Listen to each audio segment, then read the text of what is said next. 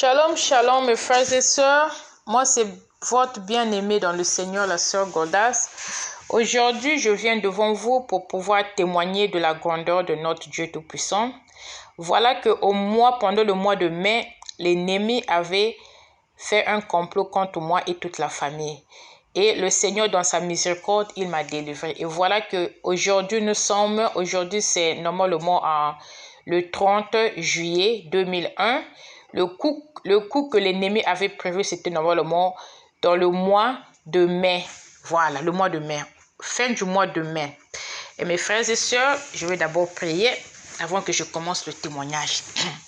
Éternel Père de gloire, grand Dieu, grand roi, le Dieu d'Abraham, le Dieu d'Isaac, le Dieu de Jacob, le Dieu de mon salut, le Dieu d'Israël, celui qui ne dort point ni ne sommeille. Seigneur, mon âme te bénit, mon âme te remercie pour tout ce que tu es en train de faire pour moi, Seigneur, pour toutes les délivrances, Seigneur. Ma vie est un témoignage. Chaque jour de ma vie est un témoignage, ô Seigneur.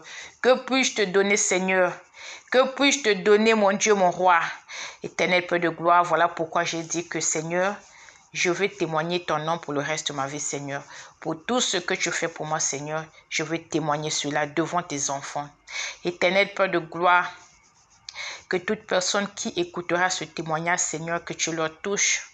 Oh, grand Dieu, grand roi, permets que l'Esprit Saint puisse prendre contrôle de ma bouche, que l'Esprit Saint soit présent, que tout esprit qui n'obéit pas le nom de Jésus-Christ, je le chasse au nom de Jésus-Christ. Oh, grand Dieu, grand roi, Seigneur, garde et protège. Prends contrôle de ce moment que je veux être devant ta face, Seigneur Jésus, et devant tes enfants en train de témoigner. Au nom de Jésus-Christ, notre seul sauveur. Amen. Amen, amen, mes frères et sœurs. Pour ceux qui sont ici pour la première fois sur ma chaîne, moi, c'est votre bien-aimé dans le Seigneur, la sœur Godas. Et comme j'ai dit que vraiment, je veux partager ce témoignage avec vous. Les paroles qui sont attachées à ce témoignage, les paroles d'exhortation, dans le livre de Matthieu, chapitre 10, du verset 27 à 28. Lisons au nom de Jésus-Christ, Matthieu, chapitre 10, 27 à 28. La parole de Dieu déclare que ce que je vous dis dans les ténèbres, dites-le en plein jour. Et ce qui vous est dit à l'oreille, prêchez-le sur les toits. Ne craignez pas ceux qui tuent le corps et qui ne peuvent tuer l'âme. Craignez plutôt celui qui peut faire périr l'âme et le corps dans la géhenne. Amen, amen, mes frères et sœurs. Voilà. Je ne suis pas pasteur, je ne suis pas évangéliste, je suis rien, je n'ai pas de titre. Je suis juste la sœur Godas. Vraiment, ça là, ce sont les paroles d'exhortation. Vous pouvez lire, vous pouvez demander au Seigneur de vous faire comprendre. Vraiment, moi, je n'enseigne pas. Je suis ici juste pour témoigner. Donc, c'est à vous vraiment de demander au Seigneur de vous faire comprendre ces deux versets bibliques. Et mes frères et sœurs, voilà, je vais commencer mon témoignage au nom de Jésus-Christ. Normalement, c'était en fin d'année de 2020. Voilà, l'année passée. Normalement, quand j'ai eu ce rêve, je n'ai pas vraiment noté la date, mais c'était c'était entre octobre et décembre. Voilà, octobre, novembre, décembre, c'est pendant cette période que le Seigneur m'a donné ce rêve. Donc voilà, mes frères et sœurs, je vais au lit. Quand je vais au lit, je me retrouve quelque part dans le rêve. Excusez-moi. Je me retrouve dans un village, comme des villages africains, voilà. Je me trouve dans un village africain. Et mes frères et sœurs, j'étais dehors, donc je pouvais voir le ciel, les arbres. Et vraiment dans mon esprit, c'est comme si j'étais en prison. Bien sûr que j'étais dehors, mais dans mon âme, dans mon esprit, je sentais que j'étais enfermé quelque part. Voilà, c'était ça. C'est le sentiment que j'avais dans mon esprit. Bien que j'étais dehors, bien que je vois les arbres, bien que je peux voir les nuages, mais je sentais c'est comme si j'étais enfermé quelque part. J'étais en prison. Voilà. Et mes frères et sœurs, après, je me suis demandé, j'ai dit, mais Seigneur, où suis-je? Et vraiment que dans le rêve, le Seigneur a permis que je puisse vraiment être consciente. Voilà. Et dans le rêve, bien que j'étais dans le rêve, mes frères et sœurs, c'était comme En même temps, c'est comme si ce n'était pas un rêve. C'est comme si vraiment j'étais en train de comprendre ce qui se passait. Voilà. Et bien que j'étais dans le rêve, j'ai dit, mais Seigneur, je suis où? J'ai dit, Seigneur, mais je suis où? Et après, j'ai dit que, mais qu'est-ce qui se passe, Seigneur? Est-ce que les gens là qui me font la guerre sur le plan spirituel, est-ce qu'ils ont réussi à me sacrifier? J'ai dit, Seigneur, quoi? Je suis morte ou comment? J'ai dit, Seigneur, je ne reconnais pas cet endroit, Seigneur. Est-ce que je suis encore en vie ou je suis morte? Et j'ai entendu une voix qui vient du ciel qui dit que tu es au Nigeria. Tu es au Nigeria. J'ai dit, Nigeria? J'ai dit, mais comment j'ai fait pour arriver ici? Et voilà, mes frères et sœurs, j'étais dehors. Et du dehors, je me trouve dans une maison. Comme les maisons en paille, voilà, je me trouve dans une maison. Et dans la maison, je vois une femme, une grande dame, une femme qui peut avoir l'âge de ma mère. Et il y avait deux messieurs. Un autre monsieur était né. Et voilà que la femme recevait de l'argent. Et quand elle recevait de l'argent, aussitôt j'ai compris qu'elle était en train de me vendre. Voilà, elle me vendait à l'esclavage. Et j'ai dit que mais tu ne peux pas faire ça. Tu sais que j'ai des enfants, mais tu ne peux pas me vendre comme ça, comme une esclave. Si tu me vends, qui prendra soin de mes enfants? Qui va élever mes enfants? Et en tout cas, vraiment, elle, ça la disait absolument rien. Donc, je pourrais voir sur son visage comment elle se moquait de moi. Elle souriait, mais un sourire vraiment très moquant. Elle se moquait de moi. Et vraiment, j'étais là, je me complainais, je commençais à m'appeler. J'ai dit, pardon, je ne peux pas me vendre. Moi, j'ai des enfants, j'ai une famille que je prends. Si tu me vends, qui va élever mes enfants pour moi? Et voilà, mes frères et sœurs, je me réveille. Excusez-moi. Je me réveille. Et quand je me réveille, vraiment, je dis, Seigneur, quel est ce genre de rêve? Et j'ai prié, j'ai demandé au Seigneur la signification. Vraiment, j'ai prié beaucoup de jours, beaucoup de fois. Je n'ai rien entendu du Seigneur. Et vraiment, dans mon cas, quand je prie plus de 3, 4, 5 fois et que je ne reçois rien, je laisse. Je comprends que le moment n'est pas encore venu pour que le Seigneur me donne une explication. Parce que si c'est un événement qui va se produire dans le futur, je sais que le Seigneur me donnera toujours l'explication. Voilà. Et j'ai dit que non, je vais le laisser. Ça veut dire que le moment n'est pas encore arrivé. Quand le Seigneur voudrait bien me donner l'explication, il me donnera l'explication. Et mes frères et sœurs, vraiment, quand j'ai fait ce rêve-là, je ne m'étais jamais inquiétée. Hein. Je n'avais pas vraiment d'inquiétude comme d'habitude. Bon, j'ai dit que peut-être que c'est juste un rêve. Hein. Bon, c'est juste un rêve. Voilà. Et mes frères et sœurs, normalement, cette année-ci, 2021, normalement, je devrais être la matrone d'honneur. Voilà. Je devais être, normalement, ok, pas je devais être, j'étais la matrone d'honneur, voilà. Et il y a une copine qui se mariait, donc elle a voulu que je puisse être sa matrone d'honneur. Et quand elle m'a fait la proposition, j'ai accepté. Et mes frères et sœurs, vous savez bien que quand on est matrone d'honneur, on doit être vraiment présentable parce qu'on doit apparaître dans les photos. Et voilà que ici aux États-Unis, j'avais déjà fait la commande d'une robe. La robe est arrivée, j'ai essayé la robe. Maintenant, je cherche quelque chose que je pourrais mettre sur ma tête, un chapeau qui peut vraiment aller avec la robe. Vraiment, j'ai cherché, je n'ai rien trouvé. J'ai cherché, je n'ai rien trouvé. Mais puisque moi, mes cheveux, je ne peux pas défausser mes cheveux. Je ne peux rien faire avec mes cheveux. Les faux cheveux, déjà, je ne porte plus ça. Le Seigneur m'avait défendu ça. Donc, mes cheveux sont que naturels. Il n'y a rien que je peux faire à mes cheveux. Mes cheveux ne peuvent être que naturels. Donc, je me suis dit, il faut que je cherche un chapeau vraiment qui doit s'harmoniser avec la robe que j'ai. Voilà. Mais puisque avec mes cheveux, il n'y a rien que je peux faire. Je ne peux rien faire avec mes cheveux. Et je cherchais normalement un chapeau. Vraiment, j'ai cherché vraiment. Je ne trouvais rien qui pouvait aller avec cette robe-là. Et voilà que je me suis dit que non, mais voilà. Je me suis dit que voilà, mais si par exemple je représente la culture africaine, ça sera une bonne chose. Et j'ai parlé avec la mariée, elle a dit oui, ça sera une bonne chose. Je me suis dit ok, dans ce cas, je vais chercher une tenue au Niger. Je vais aller en ligne, je vais voir si je peux faire la commande d'une tenue au Nigeria.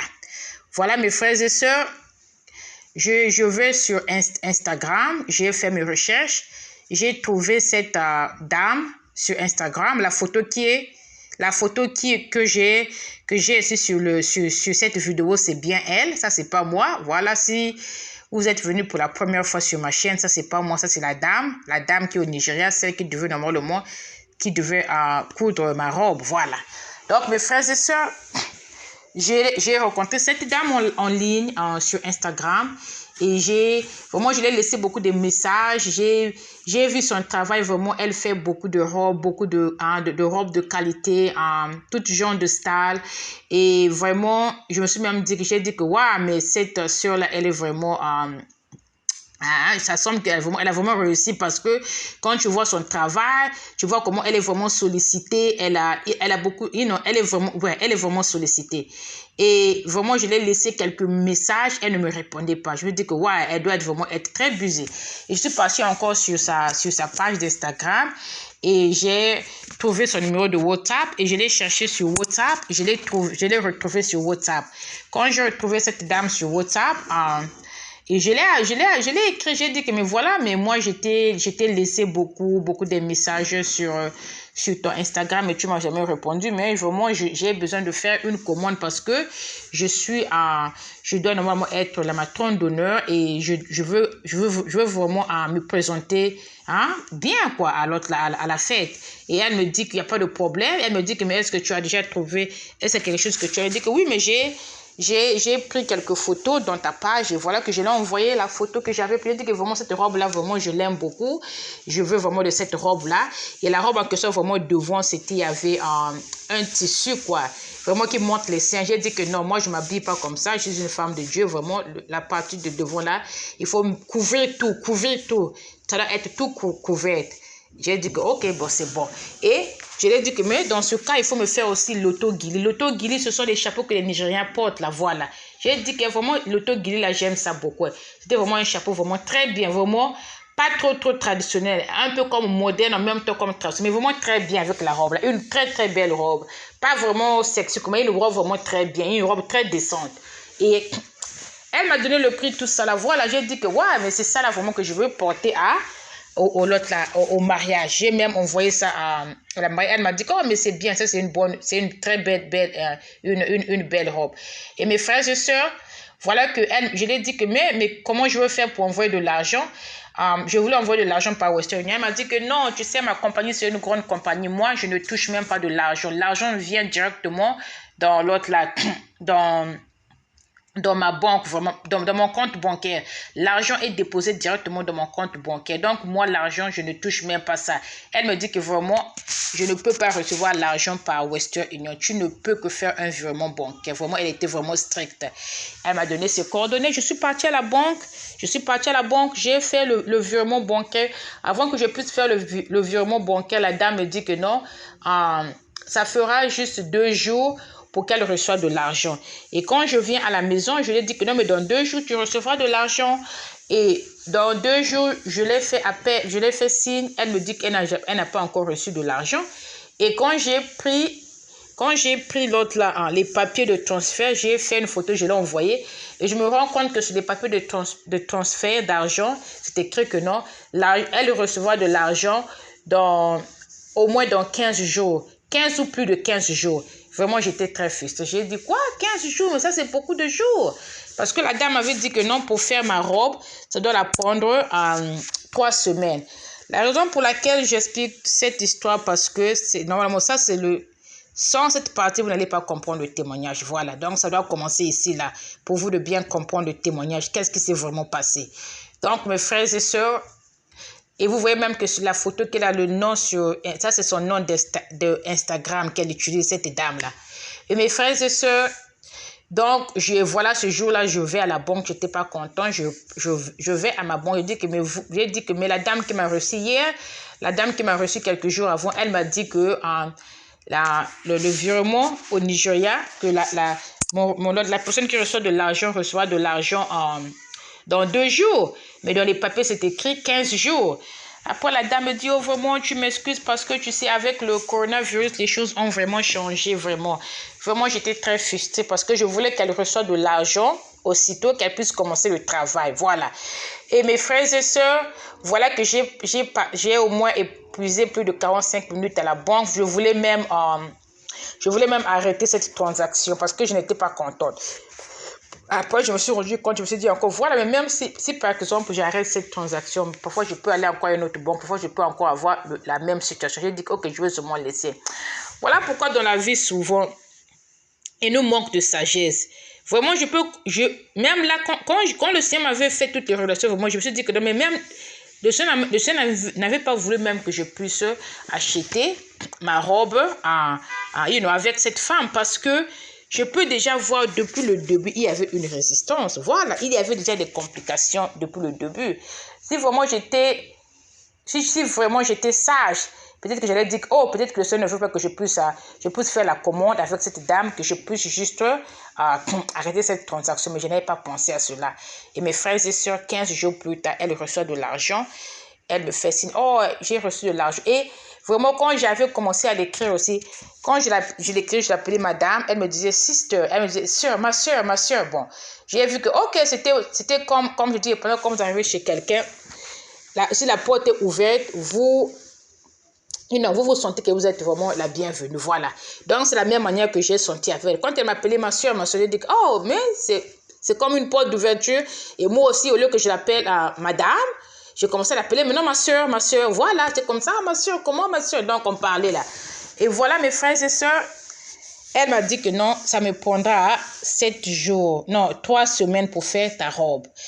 Et j'ai dit, il n'y a pas de problème. J'ai dit, ok, mais comme tu as reçu l'argent maintenant, même si ça va te prendre 3 semaines, après les 3 semaines là, avec le temps que tu vas envoyer, parce qu'avec le DHL, normalement, ça fait maintenant plus d'une semaine, même 2 semaines. C'est par rapport au coronavirus. Donc, les choses ont vraiment changé. Elle me dit, il n'y a pas de problème. Et voilà comme elle faisait ma robe. Pendant qu'elle est en train de faire la robe, c'est pas ce qui se passait là-bas vraiment.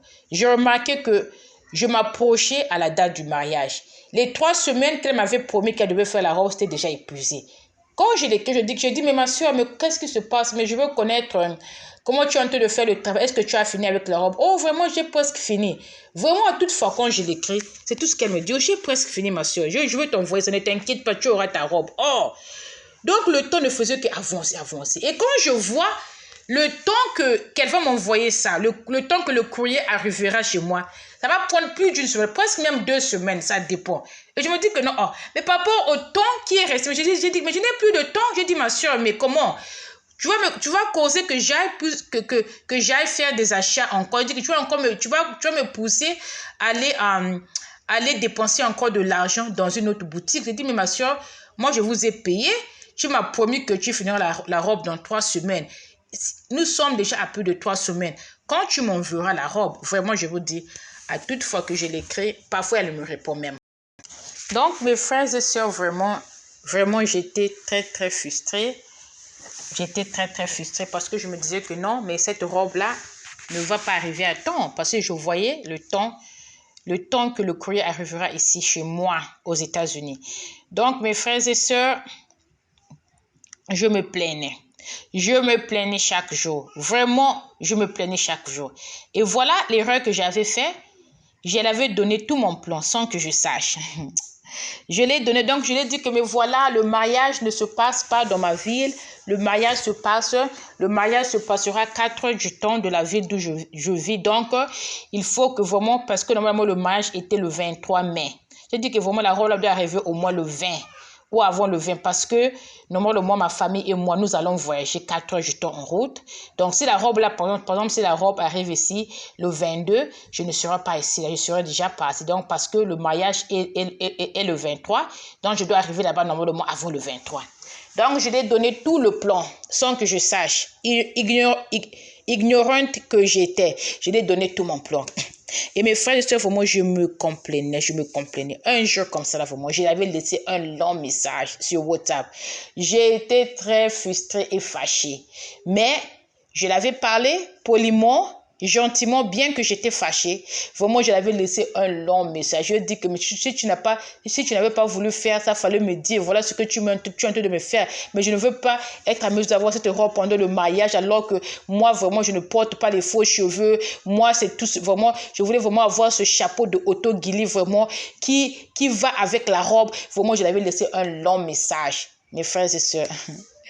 Elle m'a répondu avec une phrase. Elle a seulement dit, ma soeur, ne t'inquiète pas, ta robe va arriver. Oh, Ça m'a encore énervé. J'ai dit que mais la femme, elle s'en fout de moi ou comment. J'ai parlé à mon mari, j'ai parlé à ma fille, mes frères et sœurs. Du fait que je me complainais trop, le Seigneur va me donner un rêve. Ah mon Dieu. Le Seigneur me donne un rêve, mes frères et sœurs. Avant que je vous donne ce rêve, je veux encore lire une autre parole d'exhortation. Dans le livre de Psaume, le Psaume 24, ça c'est ce passage-là, j'aime beaucoup ce passage, même quand je prie. Ce passage-là, je l'aime beaucoup. Le Psaume 24.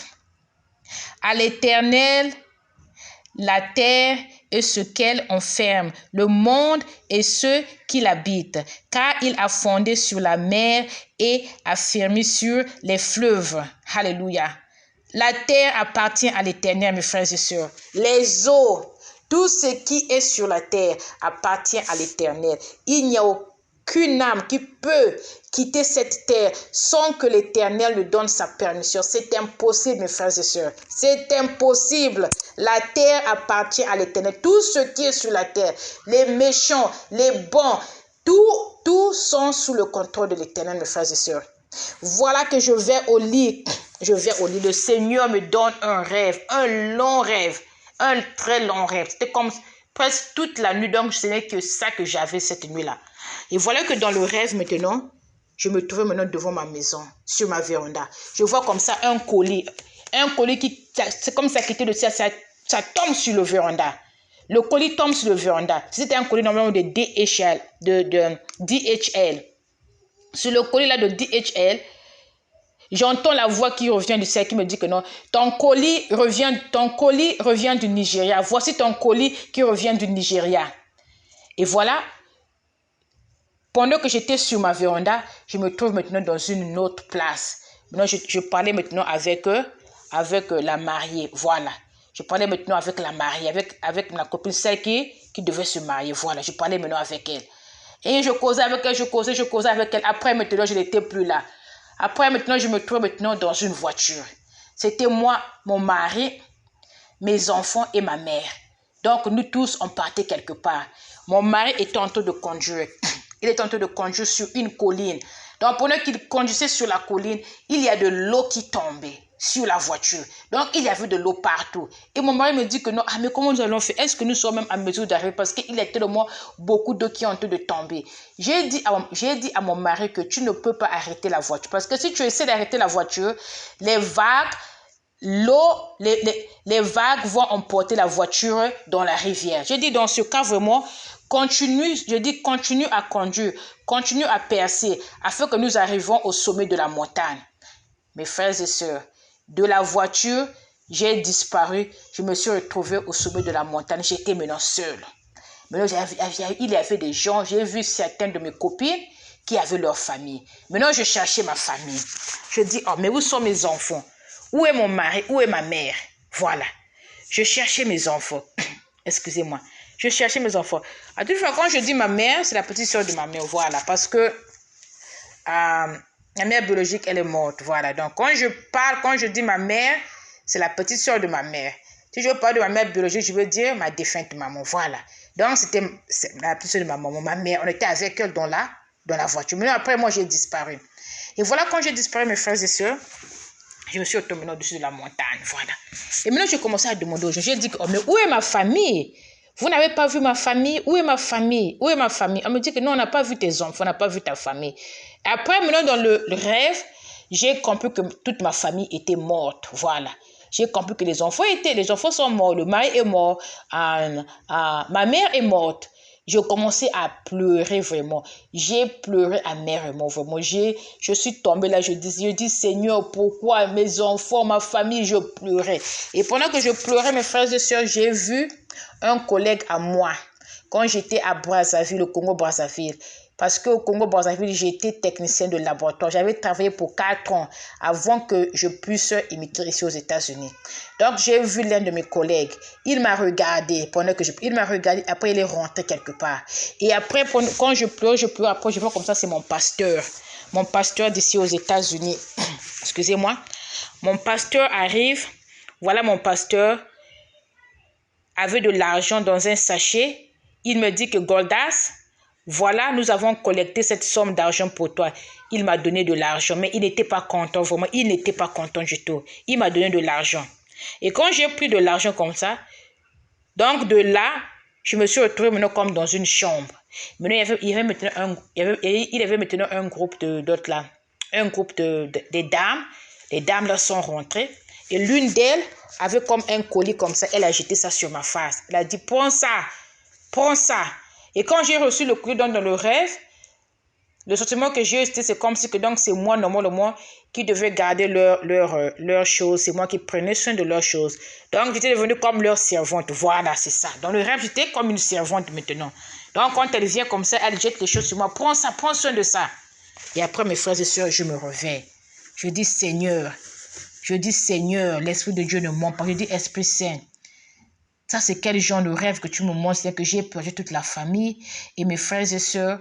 J'ai commencé à prier. Je dis, Seigneur, mais donne-moi l'explication. Je dis, Seigneur, qu'est-ce que ce rêve veut dire, Seigneur? Pourquoi je perds toute la famille? Vraiment, je prie comme ça. Je n'avais pas la réponse du Seigneur. J'ai pris des jours, je prie, je n'avais pas de réponse. Après, j'étais très frustrée. Et un jour comme ça, le matin, j'étais en train de prier. Normalement, je reçois les audios qui reviennent de l'église évangélique du Congo. Donc, chaque matin, quand je me réveille, je prie avec ces audios-là. Et quand je priais ce jour-là, l'homme de Dieu, je pense qu'il y avait un sujet qui nous demandait de prier, mais j'étais tellement frustrée, je n'ai même pas voulu prier, mais j'ai seulement laissé l'homme de Dieu prier. J'étais tellement frustrée, j'ai dit, oh Seigneur, mais tu me montres les choses et tu ne me donnes pas l'explication. Je dis que, mais Seigneur, ce rêve, ça, ce n'est pas n'importe quel rêve, c'était un rêve qui était de mot significant. J'ai perdu toute la famille et tu ne veux pas me donner l'explication. Vraiment, j'étais très frustrée. Je suis repartie. Quand je suis repartie au lit ce matin après ma prière, c'est là que le Seigneur me donne l'explication du rêve, mes frères et sœurs. Notre Dieu, il est bon. C'est là que le Seigneur me donne l'explication. Mes frères et sœurs, nous allons interpréter le rêve. Donc, quand le rêve a commencé, il y a un colis, comme je dis que dans le colis, il y a un colis qui est tombé devant l'autre, sur mon véranda. On me dit que non, voici ton colis qui revient du Nigeria. Ça, c'était normalement la robe là que cette dame que j'ai mis sa photo là, cette dame là. C'est cette robe là, normalement, que cette dame, c'est normalement la robe que j'avais achetée. Donc, ce qu'elle voulait faire, elle devait envoyer l'esprit de mort dans cette robe-là. L'esprit de mort. Donc, comme moi, j'allais recevoir cette robe-là, j'allais la porter. Je devais normalement porter l'esprit de mort. Voilà. Donc, ça, c'était normalement la signification de ce colis-là. La signification de cette partie-là. Et le Seigneur m'a montré que non, je parlais avec la mariée parce que la raison pour laquelle j'ai acheté la robe, c'est pour son mariage. Voilà. Parce que je devais partir à ce mariage. Le Seigneur m'a montré que mais voilà la robe que tu as achetée pour le mariage de ta copine. Voilà ce qui se passe. Et le Seigneur me montre que j'étais sur une montagne avec ma famille. Mon mari était en train de conduire. Mes frères et sœurs, normalement, ce que l'ennemi avait prévu, normalement, l'accident devait se faire sur un pont. L'accident devait se faire sur un pont. Et ce qui allait se passer, c'est que quand l'accident allait se faire, toute ma famille allait s'écrouler. Normalement, moi, j'allais survivre. Voilà. Moi, j'allais d'abord survivre. Et qu'est-ce que l'ennemi fait? Pour que l'ennemi puisse t'atteindre, l'ennemi va toucher les gens que tu aimes de plus. Voilà. Les gens que tu aimes beaucoup, ce sont ces gens-là. Quand l'ennemi va toucher les gens que tu aimes, ça affaiblira ta foi. Parce que qu'est-ce qui est arrivé pour moi, par exemple? Si, par exemple, l'ennemi allait réussir ce coup-là, moi, j'allais dire, Seigneur, mais comment se fait-il que tu as permis ceci? Que l'ennemi vienne prendre toute ma famille. Dit que Seigneur, mais comment tu as permis que toute ma famille puisse me quitter comme ça là? Et ça allait affaiblir ma foi. Et quand ta foi est faible, qu'est-ce qui arrive? La porte d'entrée à ta vie est ouverte. Et quand cette porte d'entrée est ouverte, l'ennemi entrera pour faire le désordre, faire tout ce qu'il veut. Et c'est là que l'ennemi réussit à avoir un enfant de Dieu. Quand la foi s'affaiblit, mes frères et sœurs. Et voilà que c'est normalement l'accident sur le pont. Et la raison pour laquelle, mes frères et sœurs, il y avait de l'eau parce que sur le pont, et quand je vais continuer, je vais vous expliquer ce qui s'est passé quand on partait quand ma famille et moi, quand on était sur la route, quand on partait à ce mariage, mes frères et sœurs. Donc, normalement, c'était dans le pont. Et la raison pour laquelle moi, j'avais vu mon collègue. Normalement, mon collègue là, il avait une tenue des médecins. Normalement, mais l'autre là, ma famille allait mourir à l'hôpital. Voilà. Parce qu'ici aux États-Unis, quand il y a des accidents comme ça là, les ambulances arrivent, tout arrive, parfois même les hélicoptères arrivent, ça dépend de de l'endroit et de la situation. Et on met les gens à l'hôpital. Normalement, on devait déclarer que mes parents sont morts à l'hôpital. On devait déclarer que non, voilà, ils sont morts. Et moi, je devais être en vie. Voilà mes frères et sœurs. Et je me suis dit que non. Mais après qu'elle avait, si par exemple, après qu'elle avait reçu de pouvoir sacrifier ma famille, elle devait maintenant me sacrifier aussi. Et mes frères et sœurs, les raisons pour lesquelles ma maman était avec moi dans la voiture, parce que normalement ma maman, c'est juste, elle s'est mariée. Pas le mariage coutumier, elle avait fait ça il y a longtemps, mais le mariage officiel, elle vient de faire ça au mois de juillet. Voilà, elle vient de faire ça juste dans ce mois de juillet, le 23. Donc, normalement, quand la femme là était en train de faire, quand elle était en train de faire ma robe, et j'avais causé avec ma mère, j'ai dit que maman, voilà, cette femme-là, vraiment, elle fait des tenues qu'elles font, vraiment, sont très belles. J'ai dit que je vais t'envoyer beaucoup de photos. Et s'il y a une photo que tu vas aimer, tu me diras. Comme ça, tu vas m'envoyer tes mesures. Je vais envoyer à cette dame qui est en train de faire ma robe. Et comme ça, là, elle fera ta robe aussi. Et je vais la donner ton adresse. Elle va envoyer ça directement chez toi là-bas au Congo. Et c'est moi qui vais payer pour cette robe-là. Et mes frères et sœurs, voilà pourquoi la maman est. Donc, ce qui se passe, c'est que non, quand elle allait finir avec nous, elle allait continuer avec ma mère. Donc, c'était ça son plan. Et mes frères et sœurs, la raison pour laquelle mon pasteur m'a donné un sachet d'argent dans mon église. Si vous avez perdu un membre de votre famille, par exemple, les enfants, le mari, la femme, le père ou la maman, les membres de la famille qui sont proches de vous. Si vous avez perdu un membre de la famille, l'église collecte de l'argent pour vous. L'église, normalement, ce qu'ils font, ils font une offrande spéciale pour vous. Et après que l'argent a été collecté ce dimanche-là, le pasteur prend de l'argent, il met de l'argent dans le sachet devant toute l'église et il remet l'argent à la personne qui est éprouvée. Normalement, c'est ça. Mais quand j'avais reçu le rêve, avant que ça me donne l'interprétation, moi, je me disais que non, en fait, comme c'est mon pasteur, parce que moi, vraiment, dans mon cas, le Seigneur ne me montre pas mon pasteur n'importe comment. Quand il me montre mon pasteur, il est en train de me donner un message très, très important. Un message très important. Et voilà que mes frères et sœurs, donc, moi, avant que le Seigneur me donne l'explication, je me disais que non, peut-être que mon pasteur, je me suis dit que parfois il représente Dieu ou il représente un ange. Et après, j'ai dit, mais Seigneur, mais pourquoi veux-tu me donner de l'argent après que j'ai perdu toute ma famille? Il dit que Seigneur, mais cet argent-là, je n'ai pas besoin de cet argent. Je dis, Seigneur, cet argent-là, je ne veux pas de cet argent parce que tu me donnes l'argent après que j'ai perdu. Après que j'ai perdu toute la famille, parce que je me disais que non, peut-être que mon pasteur représentait mon Dieu ou l'ange. Donc voilà pourquoi mes frères et sœurs, nous ne devons pas interpréter, à moins que si le Seigneur t'a donné le don d'interprétation. Mais si ce n'est pas ça vraiment, et l'expérience que j'ai, vraiment j'ai compris qu'à toute fois, quand je veux interpréter mes rêves, avec ma propre intelligence, et quand le Seigneur me donne l'interprétation, ça dit que c'est tellement différent. C'est très, très différent. Le langage de Dieu est très différent de notre langage, mes frères et sœurs. Donc, voilà pourquoi voilà pourquoi dans le rêve, mon pasteur va dire que non, mais Goldas, voici, ça c'est l'argent que nous avons collecté pour toi. C'est ça, mes frères et sœurs. Et la raison pour laquelle j'étais dans une chambre la femme, il y a une dame qui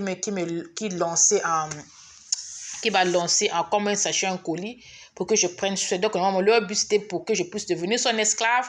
Voilà, elle est son esclave, je devais travailler pour elle. C'est ce qui se passe sur cette terre, mes frères et sœurs. L'esclavage est très grand. L'esclavage sur le monde spirituel est très, très grand. Pendant le jour, pendant que nous comprenions à propos de l'esclavage. Quand moi j'étais à l'école, j'avais pris quelques classes, l'histoire des esclaves africaines qui ont été vendus ici aux États-Unis. Je vous dis que c'est déplorable. Voilà. L'histoire c'est triste. Et pendant le jour, on est ici en train de combattre l'injustice. Pendant la nuit, mes frères et sœurs, nous sommes les premiers à pouvoir vendre les autres. Je vous dis que l'esclavage sur le plan spirituel est grand. Il y a même des habits que nous portons. Ces habits-là, parfois, ces habits-là, ce sont les esclaves qui travaillent. Il y a même des nourritures que que nous mangeons, que nous achetons, ce sont les esclaves qui travaillent pour ça. Donc, il y a des gens sur cette terre qui sont morts, mais normalement, c'est pas une mort réelle. Je ne sais pas ce qu'ils font, je ne sais pas comment ils le font, mais ce n'est pas une mort réelle.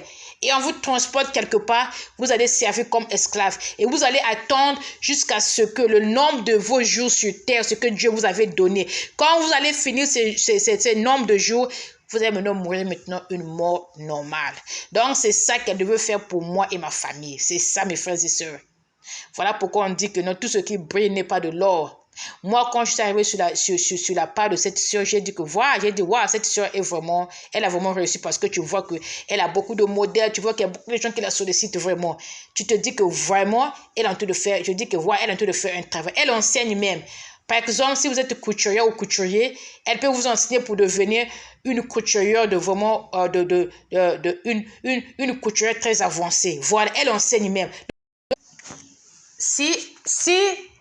Si elle a essayé ceci avec moi, ça veut dire que il y a longtemps qu'elle fait ceci. Voilà, on ne sait pas combien de gens qu'elle a sacrifié déjà. On ne sait pas. Parce que si elle est ici avec moi, ça veut dire que non, elle fait ça il y a longtemps. Et voilà la méchanceté de l'homme, mes frères et sœurs. Donc, elle est au Nigeria là-bas. Donc, ce qu'elle se passe, j'allais mourir ici là. Comment je veux dire? J'allais mourir ici là d'un accident. Et personne ne pouvait même la suspecter. Personne. Et je me suis dit, j'ai dit Seigneur, mais ça veut dire que non, il y a des gens qu'elle a déjà sacrifiés. Ça veut dire que non, elle travaille avec le sang des gens, le sang des innocents. Et on ne sait pas comment des innocents qu'elle a déjà sacrifiés pour pouvoir réussir, mes frères et sœurs. Et je veux repartir vraiment sur le voyage. Voilà que pendant qu'on partait là-bas, normalement on devait voyager pour 4 heures du temps, on devait conduire pour 4 heures du temps. J'ai dit à mon mari que non, c'est moi qui vais conduire. Parce que normalement, quand nous voyageons comme ça, là, quand on fait des trajets comme ça, je n'aime pas conduire. J'ai dit, je veux conduire. Il était même surpris, il a dit que pourquoi? J'ai dit que non, c'est moi qui vais conduire. Parce qu'une fois, le Seigneur m'avait montré que non, dans ma famille, c'est moi qui suis le conducteur. C'est moi qui conduis le train.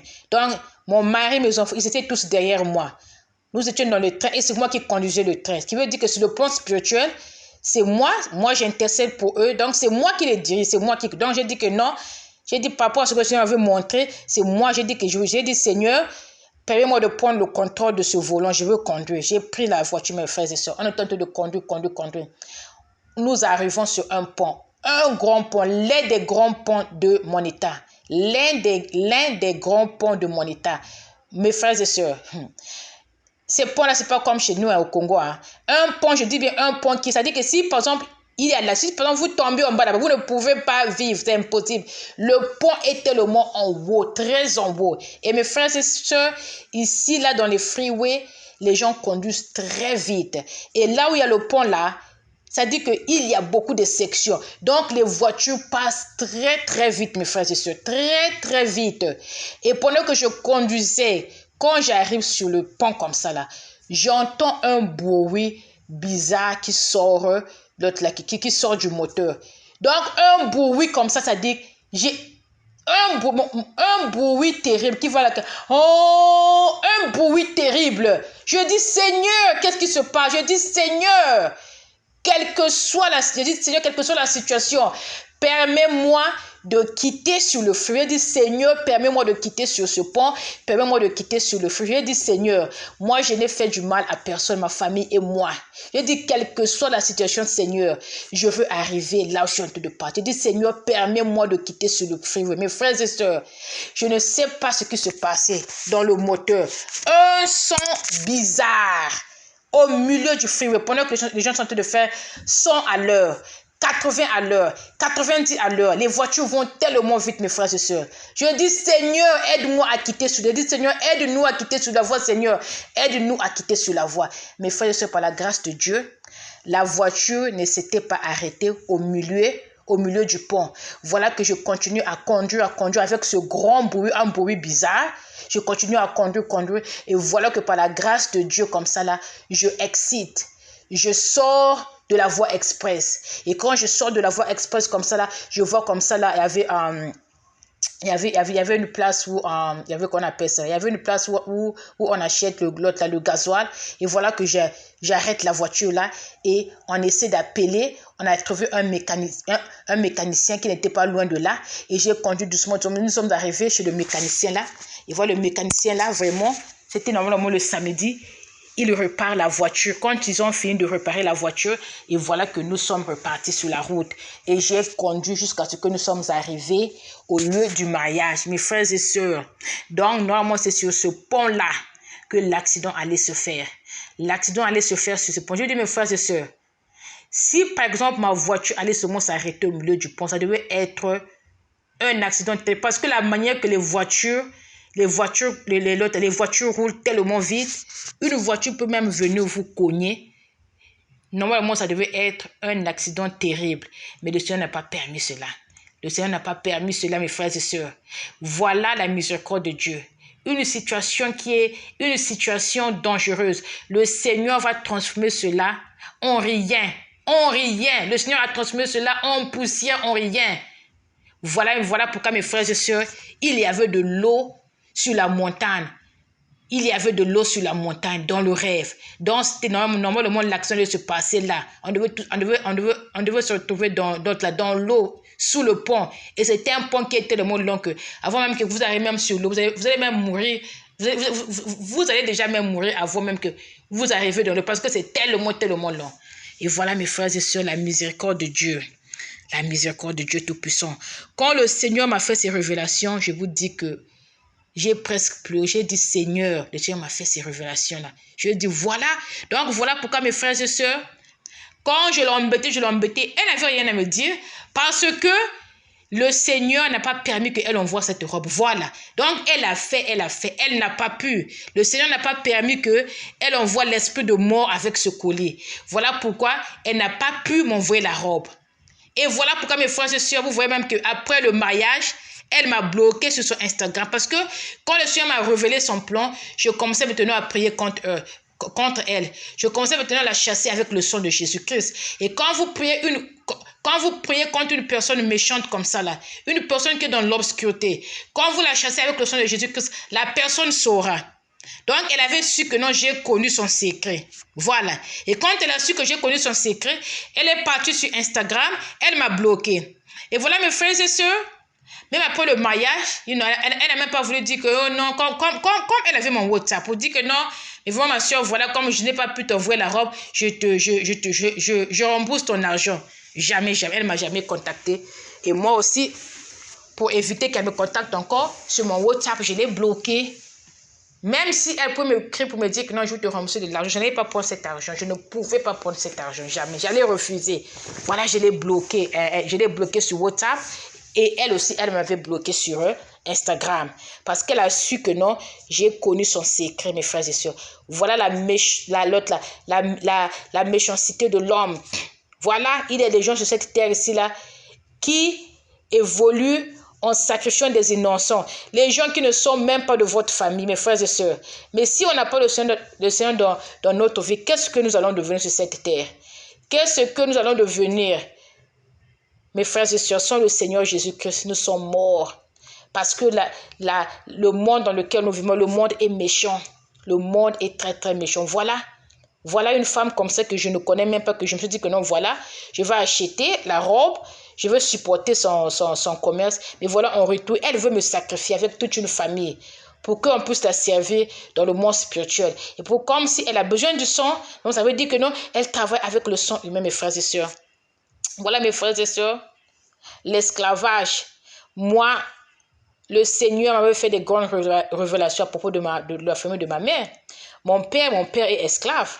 Mon père, quand il est mort, ma maman était enceinte de 8 mois de moi. Mon père est mort très jeune. Le Seigneur m'a fait comprendre bien que mon père, il est esclave. Il est esclave dans le monde spirituel. Voilà. Mon père était mort d'un accident du vélo. Mais c'était une mort mystique. On l'a transporté dans le monde spirituel. Et dans le village de mon père là-bas, le village du parent de mon père, il y a une tombe. Ça c'est de la zizanie. Ce n'est pas lui. Il n'est pas là. il n'est pas là, il est en prison dans le monde spirituel, mes frères et sœurs. Voilà ce que l'ennemi peut faire de vous quand vous n'avez pas le Seigneur Jésus-Christ. L'ennemi utilise l'homme pour combattre l'homme, c'est ça.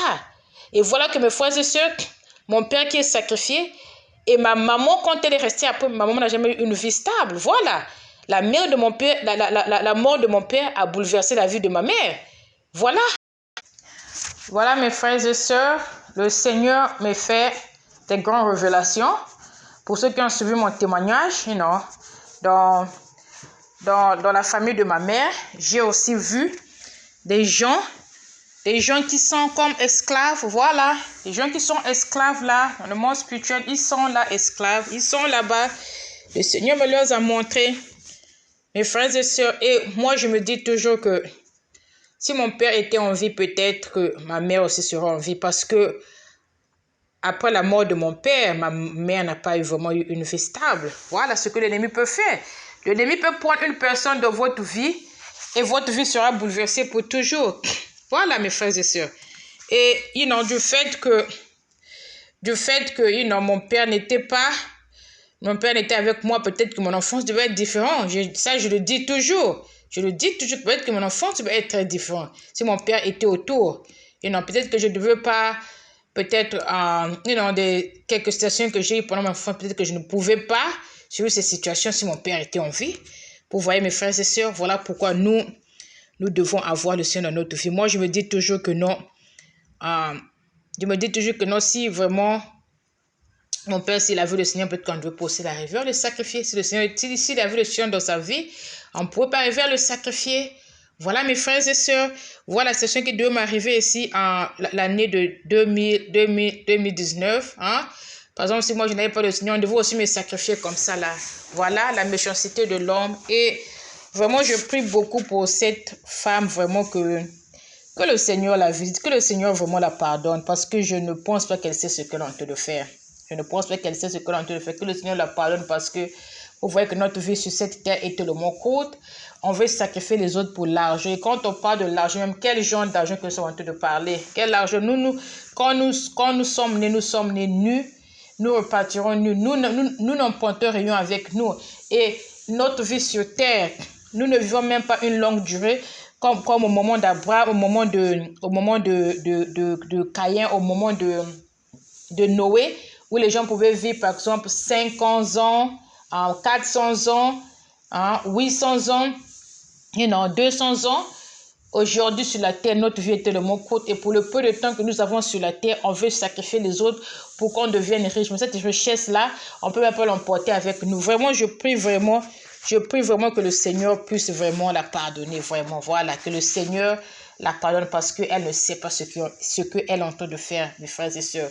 Je vais vous ouvrir une petite parenthèse à propos de l'esclavage. Dans la famille de mon père, le grand-père à mon père, il vivait dans le sud du Congo-Brazzaville. Ce monsieur-là était mort. Quand il est mort, des années plus tard, les gens qui vivaient au village, qui partaient vendre et acheter en ville, dans une petite ville, ils ont remarqué que non, ils voyaient le même monsieur dans le marché. Donc, ces jeunes-là, ils étaient vraiment troublés. Ils ont dit, oh, mais qu'est-ce qui se passe? Ça, c'est le monsieur qui était mort. Donc, ils étaient vraiment troublés. Après, ils sont partis voir les parents de ce monsieur-là dans le même village. Ils ont dit que, mais vraiment, ce problème, si on l'a gardé, mais on ne peut plus le garder. Vraiment, quand nous partons pour vendre et acheter sur le marché, il y a un homme qui est actuellement comme votre père. Les enfants ont dit, oh, mais toi aussi, nous tous dans le village, on sait que non, notre père a été enterré. Et les villages dans mon pays, ce ne sont pas comme les villages ici où c'est gros, mais c'est dans le village, tout le monde connaît tout le monde. Quand une personne est morte, tout le village saura que non, cette personne est déjà morte. Ils ont dit que non, vraiment, on ne doit pas discuter. Nous, on veut que vous venez voir. Et toute la famille est partie, les enfants et la femme sont partis. Effectivement, c'était lui. On l'a vu comme ça sur le marché. C'était des pleurs. Et voilà que il dit que non, mais moi, on m'avait vendu. On m'avait vendu ici. Donc, je suis en train de travailler pour les gens qui m'ont vendu. Voilà la majesté du monde, mes frères et sœurs. Donc, normalement, le monsieur-là, c'était pas une vraie mort. Ce n'était pas une vraie mort. Donc, normalement, ce n'était pas une vraie mort, mes frères et sœurs. Et c'était un grand problème. La famille a dit que non, On ne peut pas te garder comme esclave. Ça, c'est notre parent. Et voilà qu'il fallait qu'on le ramène là-bas au village. Excusez-moi, mais il n'avait plus voulu vivre dans ce même village puisqu'il avait su les gens là qui lui avaient vendu. Et le monsieur là, mes frères et sœurs, je l'ai vu, hein. Je l'ai vu. J'ai même partagé la nourriture avec lui dans une même assiette parce que mon père m'avait expliqué son histoire. Mon père m'avait présenté chez lui. Quand je dis mon père, je dis le petit frère de mon père. Voilà. Il m'avait présenté chez lui, voilà, ça c'est mon grand-père, voilà ce qui lui était arrivé. Et ce monsieur-là, après, quand on l'a retrouvé, il s'était encore remarié. Et quand il était mort, une mort normale, il a laissé beaucoup d'enfants. Et mes frères et sœurs, j'avais suivi un témoignage du frère, le frère Mathieu. C'était un frère de la RDC. Le frère-là expliquait que lui aussi, on lui avait sacrifié. Qu'est-ce qui s'est passé? Donc, quand il est mort, on l'a enterré. Quand on l'a enterré pendant la nuit, les gens là qui l'ont sacrifié vont venir pour ouvrir son cercueil. Et ils ont pris ils ont retourné son âme dans son corps. Et on l'a pris, on l'a saisi et on l'a amené pour qu'il va travailler pour ces gens-là dans le même pays de la RDC, mais dans une autre ville. Voilà. Et il dit que quand on vous sacrifie comme ça, on vous fait porter un vêtement. Ce vêtement-là, ça devient votre nouvelle identité. Effectivement, pour ceux qui ont suivi mon témoignage, quand la grande sœur de ma maman a voulu me sacrifier avec ses 2 enfants, le Seigneur me montrait que non. La grande sœur de ma maman, elle me donnait une robe. Elle me dit que non, Gordas, voici cette robe-là, je veux que tu puisses mettre cette robe. Je lui ai dit que non, oh, mais moi j'ai déjà une robe, mais qu'est-ce qu'il y a de mauvais avec la robe que j'ai? Je n'ai pas voulu porter sa robe parce que le Seigneur n'avait pas permis qu'elle puisse me sacrifier. Dans cette robe-là, c'est une nouvelle identité qu'on vous donne. Et quand vous mettez cette robe-là, vous devenez très, très soumission. Vous êtes très soumission. Vous écoutez tout ce qu'on vous dit. Vous devenez comme, comment je peux dire? C'est-à-dire que vous faites tout ce qu'on vous dit, voilà. Donc cette robe-là, c'est votre nouvelle identité. Donc c'est ça, mes frères et sœurs. Le frère Mathieu explique. Donc normalement, c'est ça qui était arrivé à l'autre là, au grand-père, à mon père, de la famille de mon père. Donc voilà que le monsieur repart au village. Il y a une tombe là qu'on dit que non, c'est ici qu'on avait enterré. Et voilà le monsieur encore, il est ici encore, il est encore vivant. Et normalement, le monsieur, il était mort, voilà. Ça c'était normal maintenant, sa vraie mort. C'est là qu'il était maintenant mort, on l'a enterré maintenant. Et voilà mes frères et sœurs. Donc c'est ça. Donc vraiment, attachons-nous à notre Dieu. Parce qu'avec le Seigneur Jésus-Christ, il est la sûreté. Quand vous êtes dans le Seigneur Jésus-Christ, mon frère, ma soeur, je vous dis que, ça je le dirai pour le reste de ma vie. Quand le Seigneur tient votre main, il n'y a rien, mon frère. Ça peut venir pendant le jour, ça peut venir pendant la nuit, ça peut venir comme une tornade. Ça ne vous touchera même pas. Parce que le Seigneur est là, il vous protège, mes frères. Il vous protège, rien. Moi, vraiment, j'avais dit que, moi, je donnais ma vie au Seigneur parce que j'ai compris que non, sans le Seigneur, moi, je ne peux pas être en vie. Voilà, je ne sais pas à propos de vous, mais moi, vraiment, sans le Seigneur Jésus-Christ, je ne peux pas être en vie. Donc, mes frères et sœurs, vraiment, il faut faire attention parce que le monde dans lequel nous sommes dans un monde qui est très méchant. Le monde d'aujourd'hui est très méchant. Vraiment, nous devons faire attention. Et je vous dis que mes frères et sœurs, il est même certaines de ces boutiques, quand vous rentrez là, je vous dis que ce sont des gens qui ont été sacrifiés, qui servent, sans que vous ne pouvez pas savoir, qui servent, voilà. Il est même des amis que nous portons, les nourritures que nous mangeons, pour qu'ils soient arrangés par les gens qui travaillent comme esclaves. Et à moins que si le Seigneur vous ouvre les yeux, vous ne pouvez pas comprendre ce qui se passe. Voilà mes frères et sœurs. Vraiment, vraiment, si vous avez aimé le témoignage, vous pouvez le partager avec vos amis, avec vos parents. Vraiment, je prie que ce témoignage puisse bénir quelqu'un. Vraiment, je prie vraiment que ce témoignage puisse bénir quelqu'un. Vraiment, faites attention à ce que nous faisons. Les gens que nous rentrons dans la vie, on ne sait pas qui est qui. Il faut toujours remettre tout entre les mains du Seigneur. Et je me dis toujours que non, peut-être que même si j'avais dit que non, si par exemple j'avais prié, j'avais remis tout entre les mains du Seigneur avant même que avant même que j'envoie de l'argent, je crois que le Seigneur allait me dire que non, n'achète pas, n'envoie pas de l'argent à cet état. Mais je suis partie comme ça, sans même demander au Seigneur. Je suis partie, j'ai acheté et voilà les conséquences. Et là même, parce que le Seigneur est tellement merveilleux, le Seigneur, il est tellement de miséricorde. Le Seigneur n'a pas permis que qu'elle puisse me faire du mal avec la famille.